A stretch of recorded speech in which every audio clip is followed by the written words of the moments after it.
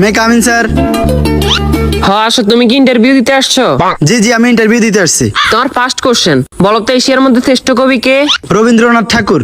বাহ, খুব সুন্দর খুব সুন্দর। তোমার সেকেন্ড কোশ্চেন, বাংলাদেশে একজন দেশপ্রেমিকের নাম বলো। আছে তো অনেকজন, এই যেমন শেখ মুজিবুর রহমান। বাহ, জিনিয়াস জিনিয়াস। তোমার থার্ড নাম্বার কোশ্চেন, বলো তো বাংলাদেশ কবে স্বাধীন হয়েছে?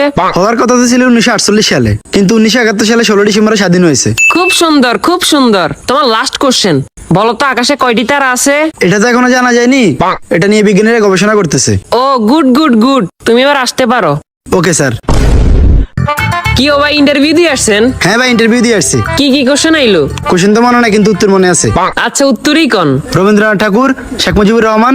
মাত্র এই দুইটে? না, আরো দুইটা আছে। আচ্ছা কোন? 1948 সালে হওয়ার কথা ছিল, কিন্তু 1971 সালে 16 ডিসেম্বর হয়েছে। এখনো জানা যায়নি, এটা নিয়ে বিজ্ঞানীরা গবেষণা করতেছে। থ্যাংক ইউ ভাই, thank you. May I coming sir? আসো। তোমার নাম কি? রবীন্দ্রনাথ ঠাকুর। তো তোমার বাপের নাম কি? শেখ মুজিবুর রহমান। তোমার জন্ম কবে হয়েছে? হওয়ার কথা তো ছিল 1948 সালে, কিন্তু 1971 সালে 16 ডিসেম্বর হয়েছে। এই বেটা, তুই পাগল হয়েছিস নি? এটা এখনো জানা যায় না, এটা নিয়ে বিজ্ঞানীরা গবেষণা করতেছে।